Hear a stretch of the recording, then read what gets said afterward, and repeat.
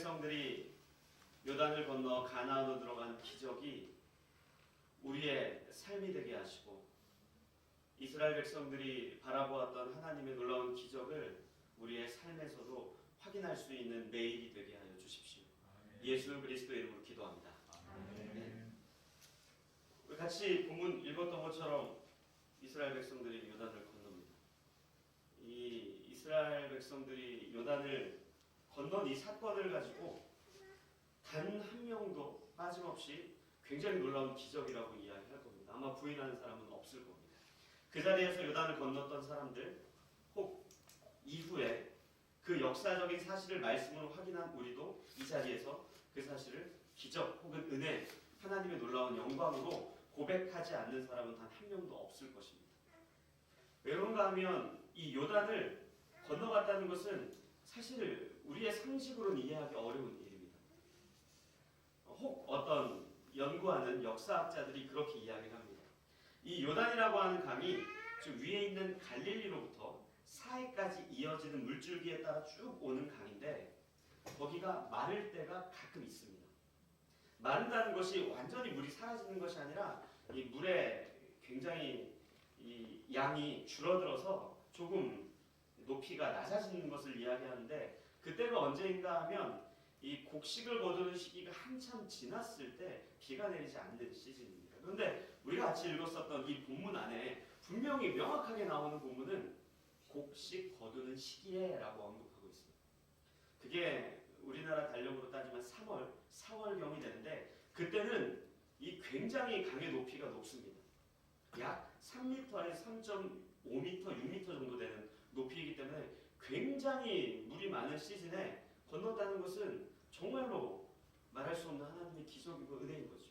심지어 우리가 오늘 같이 읽었던 본문 마지막 절을 보면 이렇게 기록되어 있어요. 제가 다시 읽어드릴게요. 여호와의 언약궤를 맨 제사장들은 요단 가운데 마른 땅에 굳게 섰고, 라고 기록이 되어 있습니다. 강의 물이 아무리 줄어든다 할지라도 마른 땅이라고 하는 표현을 쓰지 않습니다. 아마 여러분들 한 번쯤은 가보셨을 텐데, 밀물과 썰물이 교차하는 곳에 가면은 걸어가기가 힘듭니다. 뻘에 다리가 푹푹 빠지고 절대 그 자리에서 서 있기조차 힘들고 몇 걸음 나아간다는 것은 굉장히 힘든 일입니다.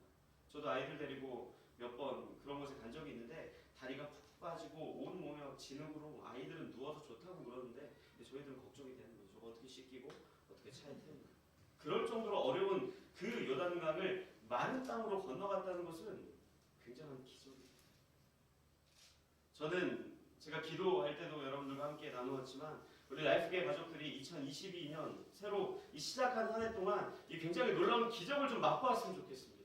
하나님의 놀라우신 은혜와 하나님의 말할 수 없는 기적이 우리 인생 속에 일어났으면 좋겠습니다. 이 요단을 건넌 이 사건이 기적이 아니고 무엇이라고 설명할 수 있겠습니까? 그런데 굉장히 놀라운 것은 이 요단강을 건너는 이 사건에 하나님께서 보여주시는 기적이 그것 말고도 굉장히 많다는 거예요. 우리가 1절, 여호수아서 3장 1절을 같이 읽도록 하겠습니다. 같이 읽겠습니다. 시작. 또 여호수아가 아침에 일찍이 일어나서 그와 모든 이스라엘 자손들과 더불어 시팀에서 떠나 요단에 이르러 건너가기 전에 거기서 유숙하니라. 아멘. 이스라엘 백성들이 요단강을 건너기 위해 있었던 장소 시딤이라고 하는 지역을 떠납니다. 우리가 들을 때는 그냥 이스라엘의 어떤 한 장소인가 보다, 뭐 시딤이든 요단이든 여리고든 뭐 가나안이든 뭐 예루살렘이든 뭐 갈릴리든 나사렛이든 비슷비슷해 보이는 지역일지 모르겠지만, 이 시딤이라고 하는 지역은 이스라엘 백성들에게 있어서 굉장히 비참하고 굉장히 부끄럽고 당장이라도 떠나고 싶은 지역이 이 바로 시딤입니다. 우리가 이 시딤과 관련해서 한 가지 알기 위해 민수기서 본문을 잠깐 좀 읽겠습니다. 민수기 25장입니다.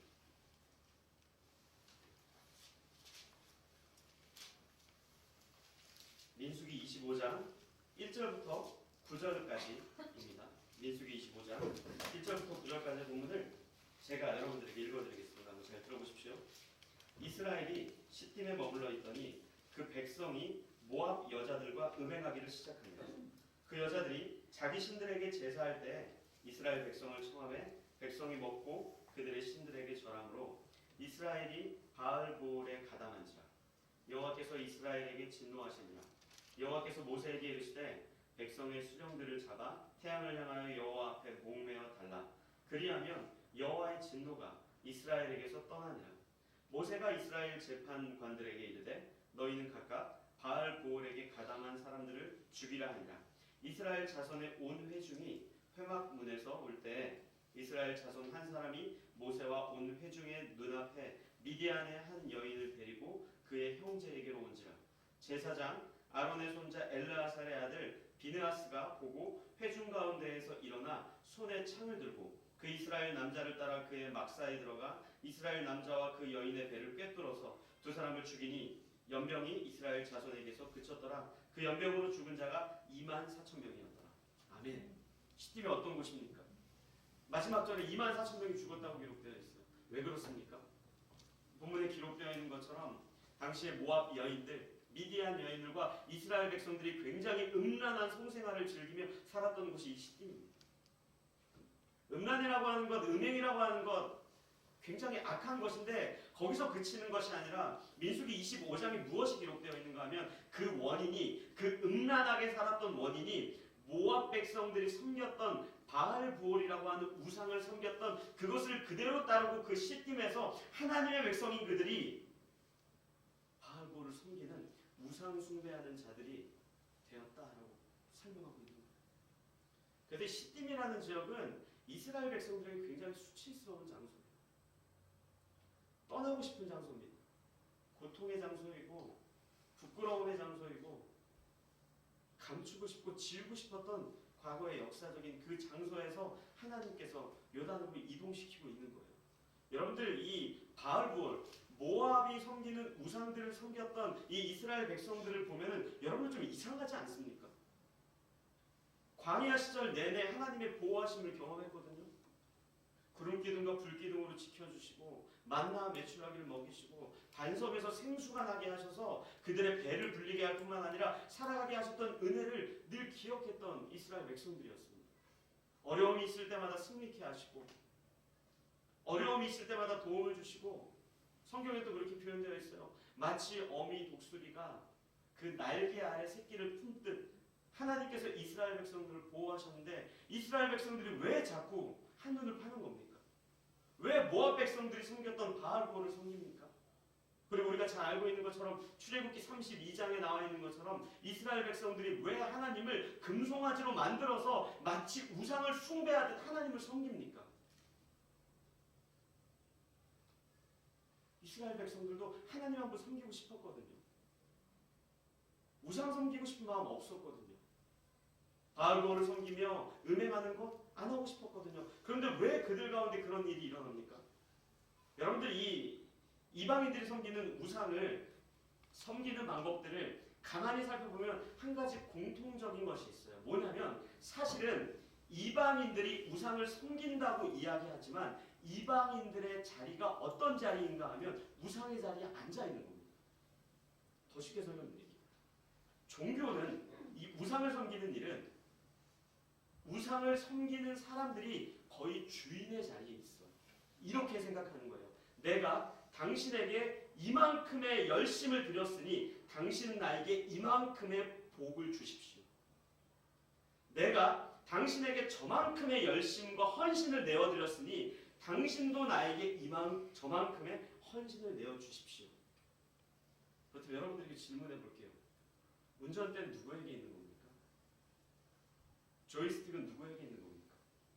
마우스 누구에게 있는 겁니까? 우상에게 있는 겁니까? 아니면 우상을 섬기는 사람들에게 있습니까? 우상을 섬기는 사람들에게 있죠. 왜 이스라엘 백성들이 금송아지를 만들어서 이것이 하나님이야 라고 한 줄 아세요? 그들에게는 전능하신 하나님이 아니라 램프의 요정 지니가 필요했던 거예요. 내가 비빌 때만 나와주십시오. 그리고 내가 안 비비면 다시 들어가세요. 왜 대체 내가 비빌 때, 내가 요구할 때, 내가 원할 때, 내가 찾고 싶을 때 하나님 내 앞에 없습니까? 왜 이스라엘 백성들이 자꾸 우상을 섬깁니까? 하나님의 전능하신 대로가 아니라 내가 원하고 내가 바라고 내가 기대한 대로 내가 믿는 하나님이 움직여주길 원하거든요. 모세가 시내산으로 올라가 버렸어요. 하나님의 음성이 없어요. 이스라엘 백성 답답한 거죠. 지금 나는 하나님이 필요한데 왜 지금 당장 나에게 찾아오시지 않고, 내가 원하는 대로 하나님 움직여 주시지 않고, 내가 바라는 대로 왜 하나님 내 소원 들어주시지 않고, 내가 요구하는 대로 하나님 들어주시지 않습니까? 마치 결제 서류에 내용 빼곡히 다 적어놓고 하나님 당신 사인만 하시면 됩니다. 이게 시딤이에요. 그렇다면 우리는 이 자리에 그 누구도 하나님께 예배드리지 않고 우상을 섬기러 온 사람은 없는 줄 압니다. 그런데 시딤에서 바알보를 섬기며 음행했던 이스라엘 백성들과 우리가 과연 다릅니까? 모세가 시내산으로 올라가서 하나님을 만나고 있을 때 금송아지를 만들어서 이것이 하나님이니 이제 우리 마음대로 꺼냈다가 집어넣었다가 꺼냈다가 집어넣었다가 감추고 싶은 데 좀 감추고 나타나고 싶을 때 나타나게 하는 그 이스라엘 백성들의 완악함과 우리가 다를 게 뭐가 있습니까? 오늘 이 여호수아 3장에서 진짜 기적은요, 죄로 가득했던 이스라엘 백성들, 음행으로 가득했던 이스라엘 백성들, 전능하신 하나님이 아니라 자신들의 그냥 편을 들어주고 내가 원하는 대로 움직여주는 하나님을 만들고 있는 이스라엘 백성들을 시딤이 아니라 요단으로 인도해서 그 강을 건너게 하신, 그것이야말로 진짜 기적이에요. 여러분들, 이 시딤이라고 하는 지역의 이름이 어떤 뜻인지 아십니까? 이 아카시아 골짜기라는 뜻입니다. 제가 이스라엘 갔을 때 이 젖과 꿀이 흐르는 땅이라는 그걸 좀 알고 싶어가지고 좀 물어봤어요, 선교사님께. 이게 뭐 어떤 뜻입니까? 했더니 거기서 나오는 꿀의 의미가 그 이스라엘 지역에서 나오는 나무들에게서 나오는 열매, 그러니까 우리처럼 이 벌이 만들어내는 것이 아니라 나무 열매들에게서 나오는 걸 즙을 짜는 게 너무너무 달아서 그걸 꿀이라고 표현을 한대요. 그래서 제가 먹어봤는데 진짜 이거 사실 못 먹습니다. 너무 달아서. 이거 뭐 어디 빵에 발라서 먹기도 너무 막 쓸 정도로 달아요. 그만큼 단 건데, 이 아카시아 골짜기라는 의미가 정말 너무너무 달달해가지고 거기에 앉아있는 그들 요단으로 옮겼다는 건데, 요단은 어떤 뜻인 줄 아세요? 내려오다라는 뜻이에요. 죄로 완전히 똘똘 뭉쳐져 있고 하나님의 자리에 앉아있는 이스라엘 백성들을 요단으로 내려오게 하셔서 그 강을 건너게 하신 거예요. 여러분들, 예수님께서 복음서에 보면 세례를 받으신 장면이 있어요. 그 세례를 받으신 장면에 이 세례 요한이 묻습니다, 예수님께. 이렇게 얘기해요. 어떻게 당신에게 내가 세례를 줄 수 있습니까? 말도 안 되는 일입니다. 감히 그럴 수 없습니다. 이것은 예수님 앞에 본인이 정말 신발끈조차 맬 수도 없는 존재인 걸 설명하는 것이기도 하지만, 또 하나, 예수님, 당신은 죄가 없으신 분인데 세례는 죄가 있는 사람만 받는 건데 어떻게 당신이 받을 수 있습니까? 그랬더니 예수님이 뭐라 그러는지 아세요? 본문을 좀 같이 볼게요. 마태복음 3장입니다. 마태복음 3장 13절부터 15절까지 우리가 이 본문을 좀 같이 읽겠습니다. 13절부터 15절까지입니다. 같이 읽겠습니다. 시작.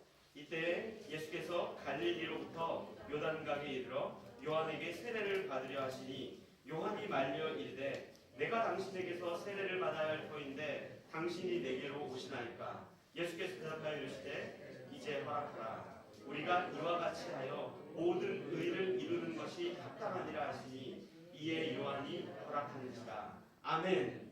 무슨 내용입니까?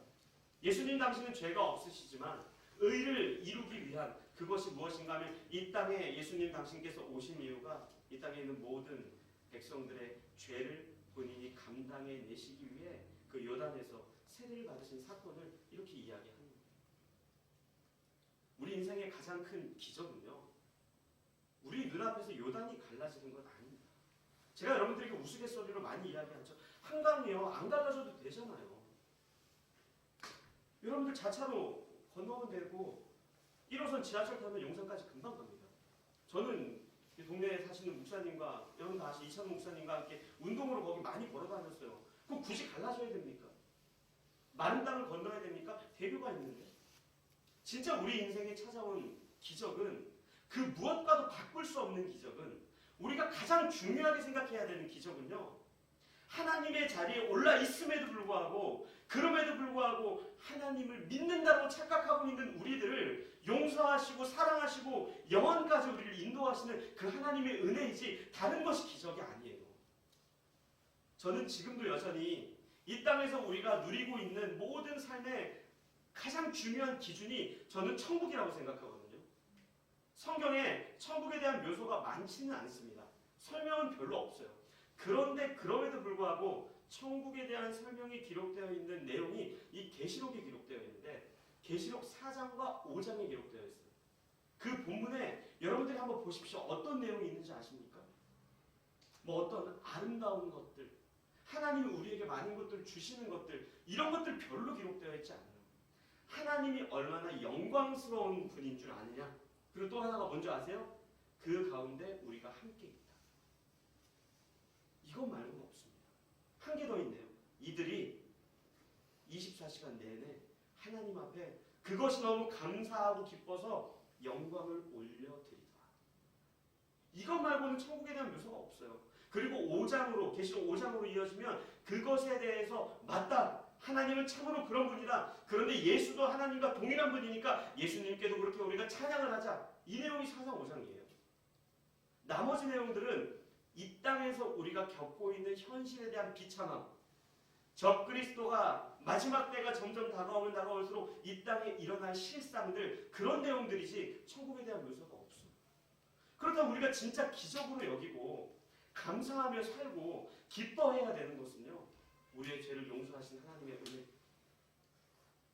하나님과 절대 함께할 수 없는 우리를 하나님과 함께하게 해주셔서 그 하나님과 함께 동행하는 그 길을 살아가는 것, 그것이야말로 우리 인생의 가장 중요한 기적이고 그 무엇과도 바꿀 수 없는 기적입니다. 저는 2022년 우리 라이프 교회가 그 기적을 날마다 맛보아 알면서 기뻐하며 감사했으면 좋겠어요. 다른 기적 좋지요. 하지만 진짜 중요한 기적이 거기 있는 거예요.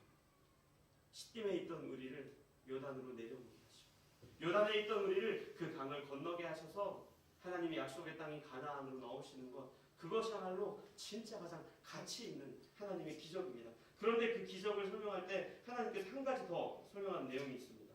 우리가 여호수아서 3장 1절과 2절을 다시 한번 읽겠습니다. 시작. 또 여호수아가 아침에 일찍이 일어나서 그와 모든 이스라엘 자손들과 더불어 시딤에서 떠나 요단에 이르러 건너가기 전에 거기서 유숙하니라. 사흘 후에 관리들이 진중으로 두루 다니며. 아멘. 이스라엘 백성들을 비참했던 시딤 땅에서 이동을 시킵니다. 그리고 요단으로 오게 합니다. 그럼 이제 요단을 건너가야 되는데 거기에 또 사흘, 그러니까 3일을 기다리게 하세요. 왜 기다리게 하십니까? 여러분들, 저는 이사를 많이 다녀봐서 아는데요. 짐을 싸고 또 이동을 해서 또 얼마 있다 이동할 거면 짐 안 푸는 게 나아요. 이거 뭐 풀면 힘들거든요. 이스라엘 백성들이 뭐 한두 명도 아니고 뭐 산번아웃들 여행 나온 것도 아니고 광야 생활을 마치면서 가나안으로 들어가는데 인구는 얼마나 많을 것이고 거기에 얼마나 많은 물건들과 짐들이 있었겠습니까? 그냥 시딤에서 요단으로 옮기고 그 다음날 요단을 건너는 게 훨씬 더 효율적이고 효과적이에요. 근데 사흘을 거기서 유숙하게 하세요. 여러분들이 이스라엘 백성들이라면 그때 마음이 어땠을까요? 성경에 이스라엘 백성들이 어땠다 이런 거 기록되어 있지 않습니다. 그런데 우리가 한 단어를 통해서 어느 정도는 유추해 볼 수 있어요. 이 3장 1절 마지막에 보면 거기서 유숙하니라 라고 이제 이렇게 기록하고 있는데, 이 유숙한다라는 단어가 여호수아에서 많이 사용됩니다. 사실 지난주 우리가 같이 읽었던 본문에도 그 내용이 나와요. 제가 여러분들에게 2장 1절 읽어드릴게요. 보십시오. 눈의 아들 여호수아가 시딤에서 두 사람을 정탐꾼으로 보내며 이르되 가서 그 땅과 여리고를 엿보라 하매 그들이 가서 라합이라 하는 기생의 집에 들어가 거기서 유숙하더니. 아멘. 똑같은 단어예요. 그런데 사실 히브리어는 다른 단어를 사용했습니다. 이 2장에 사용된 단어는 샤카브라고 하는 이 유숙하다는 단어고 3장에서 쓰인 단어는 룬이라고 하는 단어예요. 이 내용이 비슷비슷해요. 거기서 잠깐 머물다, 뭐 캠핑하다, 텐트 치다, 뭐 스테이하다, 뭐 이런 내용이 있는데 이 룬에는 샤카브에 없는 의미가 한 가지가 있습니다. 그게 뭐냐면 불평하다, 원망하다. 하나님께 투정부리다. 이런 내용이 룬이라고 하는 단어에 같이 담겨 있어요. 이 3일 동안 기다리면서 얼마나 많이 투정을 했으면, 얼마나 많이 불평을 했으면 이런 단어를 썼겠습니까? 근데 여러분들, 이 출애굽할 때 모세가 이집트에서 한 명을 죽이고 나서 미디안 광야로 도망가면서 평생을 그 불평하고 불만을 갖고 투정부리며 살았던 이 모세입니다. 그때 가장 대표적인 투정과 불평이 뭔지 아세요? 이런 거예요. 사람을 죽이고 도망쳤어요. 미디안 광야로. 그때 아마 좀 계획이 있었을 겁니다. 와, 이제 하나님이 놀라운 일을 행하시겠구나. 맞아요, 하나님. 제가 지금 비록 애굽 사람을 죽였지만 당신 나의 의도를 알지 않습니까? 내가 무엇을 하고자 그렇게 했던 거 당신 알지 않습니까? 이제 하나님 뭔가 한번 해봅시다. 제가 지금 도망자이긴 하지만 아직 왕궁에 내 편이 조금 있고 아직 나를 따르는 군사들이 조금 있습니다. 아닌 척하고 있지만 내 편입니다. 자, 이제 빨리 일하십시오. 근데 그렇게 1년이 지납니다. 3년이 지납니다. 5년이 지납니다. 10년이 지나고 40년 가까이 굉장히 오랜 시간이 지나버립니다. 그때 모세의 마음이 어땠겠습니까? 모세가 심지어 미디안 광야에서 십보라라고 하는 부인 사이에서 아들을 한 명 낳거든요. 그 아들의 이름이 뭔지 아세요? 게르솜이에요. 게르솜이 이런 뜻입니다. 이방에서 내가 나그네가 되었다. 이방에서 내가 객이 되었다. 이거를 제 신학교 교수님이 한국어로 풀이를 해주셨습니다. 젠장 낙동강 오리알 텐데. 이게 좀 죄송합니다. 연령이 있으신 분들 웃으시죠? 젊은 분들을 위해서 제가 또 다시 번역을 했습니다. 세대구나. 왜 그렇게 생각을 합니까? 모세가 힘이 빠졌거든요. 노인이 되었거든요. 자기 편이 이제 다 죽었거든요. 아무것도 가진 건 없거든요. 근데 그때 하나님이 왜 나타나십니까? 그 구원이야말로 이스라엘 백성들 애굽 땅에서 꺼내는 것이야말로 모세가 갖고 있는 군사력이나 힘이 아니라 하나님이 홀로 그 일을 행하신다는 것을 보여주기 위함이에요. 우리 인생 속에 찾아오신 하나님의 기적이, 그 구원의 은혜는 바로 거기에 달려 있어요. 여러분들, 다윗이 골리앗을 무너뜨린 것, 양을 잘 돌보면서 늑대나 들짐승을 어떻게 막 잘 막기 위해서 훈련된 그 훈련이 골리앗을 무너뜨렸다고 생각하십니까? 말도 안 되는 이야기입니다. 하나님의 은혜죠. 엘리야가 어떻게 바알과 아사를 섬기는 850명의 선지자들을 이길 수 있었습니까? 지혜입니까? 지식입니까? 하나님의 은혜죠. 어떻게 기드온이 300명밖에 안 되는 그 군인으로 미디안 군대를 물리칠 수 있었습니까? 하나님의 은혜죠. 이스라엘 백성들에게 하나님께서 요단을 건너는 것을, 그것으로 보여주고 싶어 하는 거예요. 물이 조금 오늘은 너무 높으니까 3일쯤 기다려봐, 좀 낮아질 거야, 그때 건너자, 이게 아니라고요. 그들의 한숨과 그들의 탄식과 과연 여기를 건널 수 있겠어? 아유, 기운 다 빠졌어. 그때 하나님께서 그 강을 마르게 하시고 건너게 하신다는 것, 그것이 우리가 묵도해야 될 기적이고 은혜입니다. 우리 어떻게 하나님을 예배할 수 있습니까? 기적이죠. 오늘 우리가 같이 여러분들 찬양했던 이 마지막 찬양, 이 참 제가 좋아하는 찬양이고요. 말씀에 나와 있는 찬양이에요. 정말로 물고기 한 마리도 못 잡은 그들에게 찾아가셔서 저기에다 금을 내려봐. 우리는 이 찬양 보면서 야, 예수님 말씀을 믿고 의지했더니 만선이 되었더라, 뭐 153마리가 늘었더라, 이것이 기적인 것 같습니까? 그게 기적이 아니라요. 나사렛에서 자랐던 저 낚시라고는 아무것도 모르는 저 사람 말을 난 믿지 않을 거야 라고 했던 그들이 하나님의 말씀을 듣고 믿고 의지해서 내린 것 자체가 기적이라고요. 우리 인생의 진짜 중요한 기적은요, 예수를 그리스도로 고백하는 거예요. 죄인된 우리를 용서하시는 거예요. 하나님과 함께 할 수 없는 우리를 하나님과 함께 거하며 영원한 생명을 누리게 하는 것, 이게 기적이라고요. 그게 기적이라고 우리가 여기지 않는다면 우리가 무슨 기쁨으로 살아갑니까? 어떤 낙으로 살겠어요? 무엇이 진짜 기독교의 진리이고 생명이겠냐고요. 시딤에서 살고 있던 이스라엘 백성들과 조금 더 다르지 않는 우리를 요단으로 부르셔서 그 강을 건너게 하시고 용서하시고 하나님과 함께 머무는 그 자리에 우리를 두신 것, 그것이야말로 진짜 우리 인생의 2022년도 라이프교회 가족들이 날마다 삶의 자리에서 확인해야 되는 진정한 기적입니다. 저는 여러분들이 그런 기적을 날마다 맛보아 하셨으면 좋겠어요. 그 기적을 날마다 확인하셨으면 좋겠어요. 아침에 일어나서 말씀을 묵상하고 기도하면서 그 기적의 은혜에 진심으로 감사하며 기뻐하셨으면 좋겠어요. 이 그 큰 은혜를 이스라엘 백성들을 하나님께서 요단강을 건너게 하시며 확인하게 하는 것이 이 여호수아서 3장입니다. 그런데 여러분들 이 여호수아서 3장에 가장 중심되어 있는 단어가 하나가 있는데 그 바로 언약궤입니다. 왜요? 그 하나님의 은혜거든요. 하나님의 사랑이고 하나님의 임재의 상징이고 하나님께서 우리와 함께 하신다는 거거든요. 그런데 이 강을 건널 때 이 언약궤와 이스라엘 백성들의 간격을 이 2000규빗 두게 합니다. 이 2000규빗은 여러분들 따지면 1km예요. 1km. 왜 1km 정도 이렇게 멀어지게 했는가 하면 이스라엘 백성들이 뭐 요 정도가 아니라 몇백만 명인데 그 사람들이 1km 멀리에서 그 언약궤 하나님의 은혜이자 하나님의 상징을 모두가 볼 수 있게 그 정도 상고를 둔 겁니다. 그런데 놀라운 게 하나 있어요. 여기에. 왜냐하면 이 언약궤는 이렇게 설명되어 있었어요. 그동안 이스라엘의 언약궤, 하나님의 언약궤. 그런데 이 요단강을 건너면서 어떻게 바뀌는 줄 아십니까? 우리가 이 본문을 같이 읽겠습니다. 여호수아 3장 11절입니다. 같이 읽겠습니다. 시작. 보라, 온 땅에 주의 언약궤가 너희 앞에서 요단을 건너가나니. 아멘. 무슨 뜻입니까? 이스라엘 백성들만의 언약궤가 아니라 이제 가나안으로 넘어가면서 이 땅에 있는 모든 사람들의 하나님의 약속, 하나님의 은혜, 하나님의 사랑으로 바뀌어가고 있는 거예요. 우리 가나안에 왜 들어가야 됩니까? 우리 왜 안식을 누리며 살아야 됩니까? 우리 왜 진심을 다해서 예수 믿는 사람처럼 살아야 됩니까?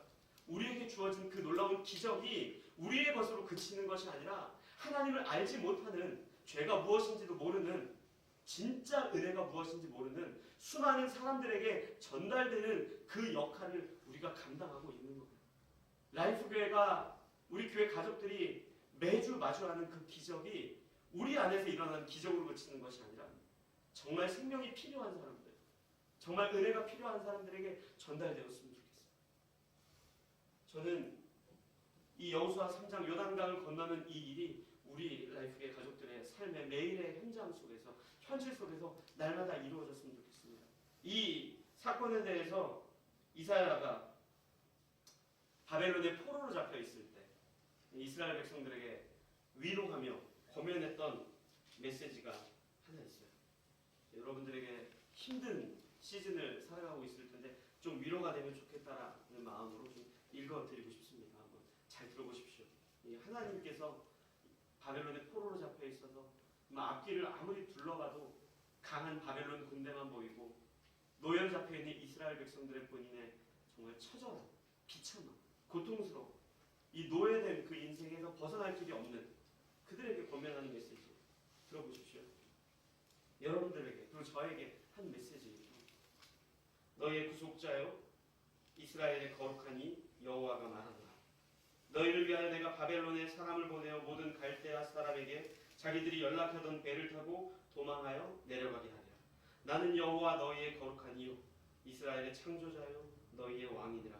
나 여호와가 이같이 말하노라. 바다 가운데의 길을, 큰 물 가운데의 지름길을 내고 병거와 말과 군대의 용사를 이끌어내어 그들이 일시에 엎드려져 일어나지 못하고 소멸하기를 꺼져가는 등불 같게 하였느니라. 너희는 이전 일을 기억하지 말며 옛날 일을 생각하지 말라. 보라, 내가 새 일을 행하리니 이제 나타낼 것이라. 너희가 그것을 알지 못하겠느냐. 반드시 내가 광야의 길을, 사막의 강을 내리니. 아멘. 그 기적이 우리 인생 속에 일어났고요. 그 기적이 우리 인생 속에 오늘도 일어날 것입니다. 여러분들 시딤에 있다는 것 잊지 마십시오. 그런 우리를 요단으로 인도하셔서 적각꿀이 흐르는 가나안 땅으로 인도하신다는 것 잊지 마십시오. 그리고 우리가 함께하고 있는 그 하나님께서 우리만의 하나님이 아니라 온 우주의 하나님이며 우리의 인생을 통해 하나님의 사랑과 하나님의 은혜와 하나님의 영원한 생명을 전달시키고자 하는 하나님의 크신 뜻을 여러분들 기억하며 올 한 해를 보내십시오. 저는 그런 의미에서 우리 라이프교회 가족 모두가 2022년도에 매일 기적을 맛보는 한 해가 되었으면 좋겠습니다. 우리 그렇게 같이 한 마음으로 기도했으면 좋겠어요. 하나님, 내 인생에 베풀어 주신 그 기적을 내가 잊지 않고 살게 해주십시오. 그리고 그 기적을 나 홀로 누리는 것이 아니라 그 기적이 필요한 누군가에게 전달될 수 있는 한 해를 살게 해주십시오. 이 두 가지 우리가 기도 제목을 갖고 같이 하나님 앞에 기도하도록